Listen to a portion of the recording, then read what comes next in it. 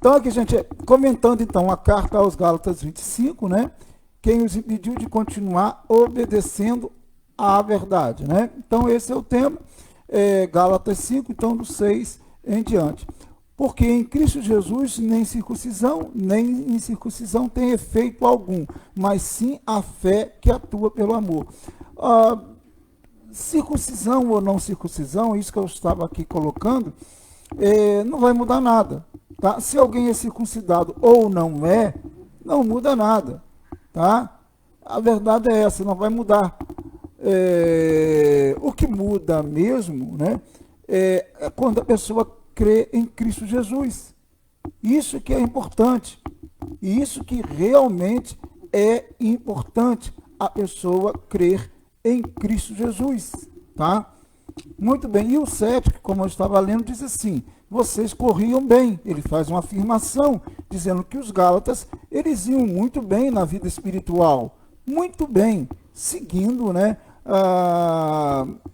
digamos, a palavra de Deus, o Evangelho, direitinho. Os Gálatas iam muito bem, tá? Mas, de repente, eles mudaram, eles foram persuadidos, eles foram iludidos, e eles, então, mudaram de ideia, tá? E é isso que ele está criticando aqui. Por isso, logo ele pergunta, né? Quem os impediu de continuar obedecendo à verdade? Quer dizer, quem impediu vocês de continuar obedecendo, praticando a verdade, o verdadeiro evangelho, tá? É claro que nós já temos a resposta. Paulo também já tinha a resposta, tá? E eram quem? Eram os judaizantes, né? Aqueles legalistas que colocavam a lei acima da fé, tá? Eles realmente achavam que a lei, obedecendo à lei, as pessoas seriam salvas. E nós sabemos que não. Senão, não era necessário Jesus Cristo ter vindo ao mundo, né? Claro. Mas o verso 8 diz: tal persuasão não provém daquele que o chama. Em outras palavras, a persuasão que eles sofreram, né? Que eles tiveram, e eles, claro, também aceitaram, né? Porque ninguém os forçou, né, a abandonar o verdadeiro evangelho, é eles que quiseram. Então, essa persuasão não provém de Deus. Resumindo, né, não provém de Deus. Essas palavras que vocês agora estão seguindo, esses ensinos que vocês estão seguindo, não provém de Deus. Mas, se não provém de Deus, é lógico, vem do inimigo, vem do diabo, né? Lógico, claro, né? Bom, o verso 9 diz: um pouco de fermento leveda toda a massa. E é verdade, né?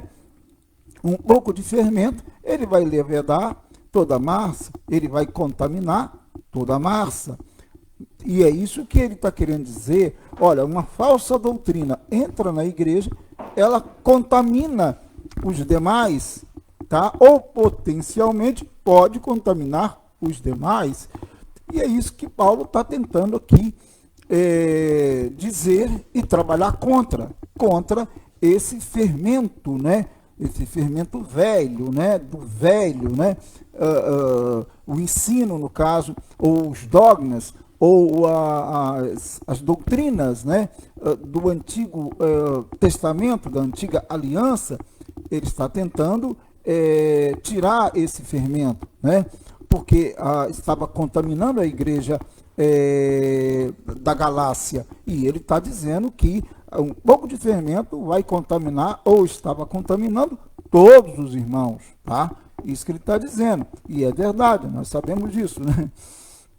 Então, verso 10 diz: estou convencido no Senhor de que vocês não pensarão de nenhum outro modo. Aquele que os perturba, seja quem for, sofrerá a condenação.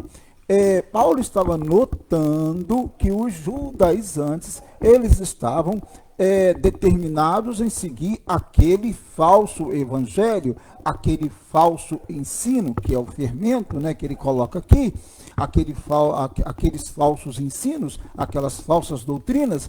Paulo percebeu que os Gálatas estavam fazendo isso, né, não queriam mudar, tá? Então, ele diz aqui, depois na parte do versículo, ele diz: aquele que os perturba, né, quem seja quem for, sofrerá o que? A condenação. É claro que aqueles judaizantes, aqueles que pregavam falsas doutrinas contra o verdadeiro evangelho de Cristo, dizendo que deveriam praticar a lei, como, por exemplo, circuncidar, eles receberiam o julgamento de Deus, a condenação de Deus. Claro, não iriam escapar da condenação de Deus, isso que Paulo está colocando, tá?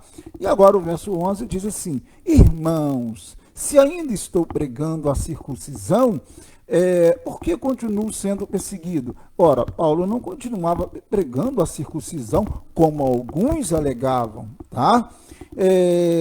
Então ele diz: como que eu estou sendo perseguido? Se ele tivesse pregando a circuncisão, ele não seria perseguido. Quando nós queremos agradar as pessoas, nós não somos perseguidos. Nós somos perseguidos quando nós contrariamos as pessoas com a palavra de Deus. Essa é a verdade, tá? Então, por isso que ele está dizendo essa expressão, né? Essa pergunta, tá colocando a pergunta: irmão, se ainda estou pregando a circuncisão, porque continuo sendo perseguido. Paulo, todo mundo sabe que era perseguido, então ele não estava pregando a circuncisão? Claro que não, né? Nesse caso, o escândalo da cruz foi removido. É claro, né? A ideia é essa, né? De que a cruz não teria sentido, tá? Se ele estivesse pregando ainda a circuncisão, certo? Tem um comentário que diz assim: a graça envolve a incapacidade do homem de participar na sua própria salvação. Exatamente. A graça existe por quê? Porque o homem é incapaz de produzir meios para a sua própria salvação. O homem não pode fazê-lo de si, não há como, ele precisa da fé, e isso pela graça de Deus. Aí é um favor imerecido de Deus que ele alcança quando crê em Jesus Cristo. Essa é a graça de Deus, tá? É isso que ele está dizendo, tá? E agora o verso 12 diz assim, lendo agora o verso 12: quanto a esses que os perturbam, quem dera quase, aliás, é até uma palavra forte aqui que eu vou ler agora, né? Quanto a esses que os perturbam, quem dera que se castrassem. Olha bem, essa é a tradução da NVI e está certa, tá? Quem dera a Deus que se castrassem. Por quê? Todo mundo sabe que a circuncisão era retirada, era uma, digamos, microcirurgia, né? Onde era retirado o prepúcio do órgão do homem, né? Do órgão genital do homem. Então era tirado a pele, né? Chamado prepúcio. Então, essa era a circuncisão. Então ele está dizendo como que, né? Desejando que tais pessoas, alguns interpretam assim, que tais pessoas que faziam a circuncisão, esses judaizantes, e que defendiam isso para a salvação, que eles também fossem castrados, né? Então, há alguns pareceres sobre isso daqui. Por exemplo, eu tenho um comentário aqui que diz assim: os pais Jerônimo, Ambrósio, os pais da igreja, tá? Agostinho e Crisóstomo explicam que eles se cortem, isto é, quando eles foram fazer iam fazer a circuncisão, é claro que tinham que ter o corte, como hoje tem no mundo judaico, né? Isto é, cortem não apenas o prepúcio, alguns interpretam isso, cortem não apenas o prepúcio, mas todo membro, todo órgão, né, do homem, né, órgão genital do homem, né, se a circuncisão não for suficiente para eles, então deixe-os ter amputação, né, também, tá? Essa é uma ideia ligada ao texto, o que parece claramente isso, tá? Foi uma palavra muito forte do apóstolo Paulo aí, para esses que eram falsos irmãos, né? Aí o comentário ainda continua dizendo assim, uma explosão dificilmente adequada à gravidade de um apóstolo. Dificilmente Paulo não usa isso comumente, né, digamos assim, né? Foi algo extraordinário, né? Então, olha bem, e aí diz mais um pouquinho o comentário, mas claramente aponta para a excomunhão como julgamento contra os perturbadores, né? Então, a ideia também é que o termo realmente refere-se a isso, mas tem um sentido simbólico em excomungar, em excluir, em desligar da igreja esses homens, essas pessoas, né? Esses judaizantes que defendiam a circuncisão e queriam obrigar as pessoas a circuncidarem. É uma interpretação, é bem interessante, mas é uma palavra muito forte do apóstolo Paulo. Bom, queridos, eu acho que o nosso tempo aqui já foi, né?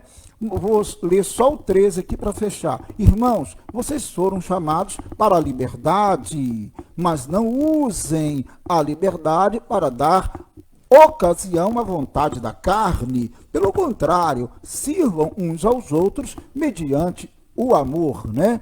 Nós temos liberdade, mas nós não podemos usar essa liberdade para dar vazão à carne, claro que não. O Espírito deve reger a nossa vida, deve controlar a nossa vida e conduzi-la para a palavra de Deus, para a prática e a meditação da palavra de Deus. Bom, o tema hoje foi, né? Depois de tanto comentário, o tema hoje foi: quem os impediu de continuar obedecendo a verdade? Então é a pergunta que Paulo faz: quem os impediu de continuar obedecendo a verdade? Se você vive na verdade, se você prega a verdade, vive de acordo com o Evangelho, não volte atrás, não desobedeça a palavra de Deus, siga firme com Jesus Cristo. Amém?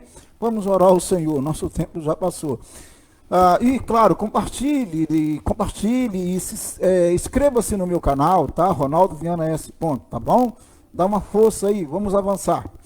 Deus, muito obrigado por estarmos em tua presença mais uma vez, comentando a tua palavra. Muito obrigado por tudo. Louvado seja o teu nome. Abençoe as pessoas que estão ouvindo neste momento.